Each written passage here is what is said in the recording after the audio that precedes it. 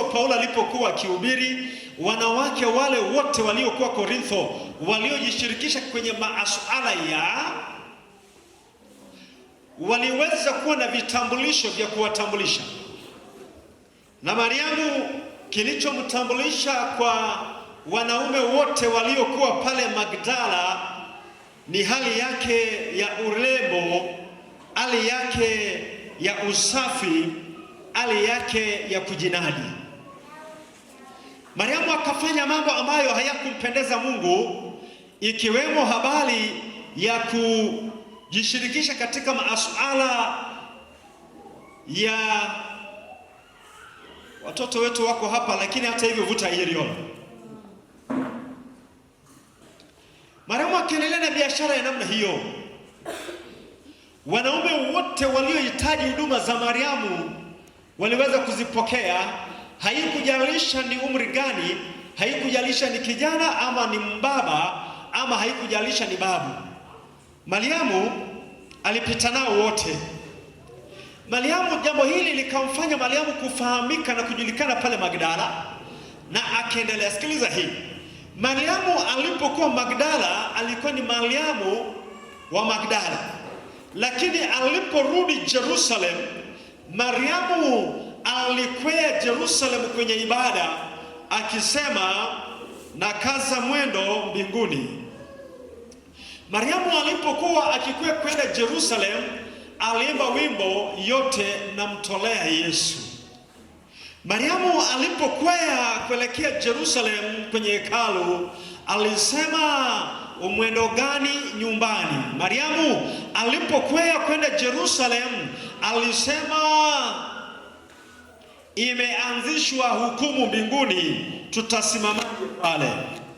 Mariamu alikuwa mtakatifu sana kwa mtazamo wa kibinadamu akiwa Jerusalem, lakini Mariamu alikuwa ni mtu tofauti alipokuwa pale Magdala.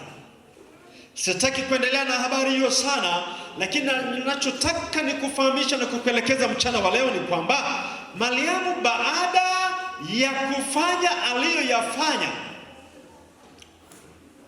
siku moja anakuja Jerusalem, na katika uwepo wake pale Jerusalem, Mariamu anajishirikisha katika masuala yale yale na waandishi, Mafarisayo, Masadukayo na Waeseni, kwa kuwa walikuwa wamepanga njama ya kumwangamiza Yesu.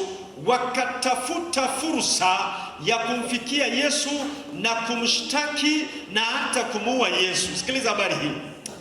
Kwa kuwa Yesu hakuonekana mwenye ila, wakamtumia Mariamu kwa kumtumia mbaba mmoja ambaye alimshawishi Mariamu. Na asubuhi moja Mariamu akiwa na yule mbaba katika chumba, waandishi, Mafarisayo na Masadukayo wanakuja na wakasema, Mariamu, kwa sababu ana huyu mbaba hatuwezi tukamdhalilisha huyu baba.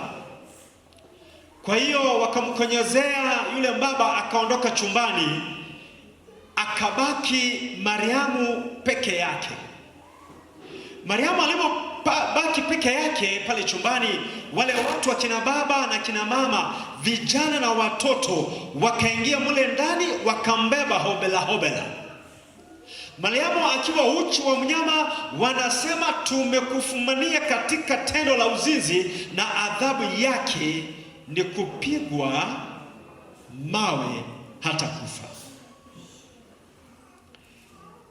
Hamna hata mtu mmoja aliyediriki kumpa Mariamu vazi kuficha uchi wake. Kasema hata hivyo amezoea kudhalilisha uchi wake, basi leo acha tuweze kuona show.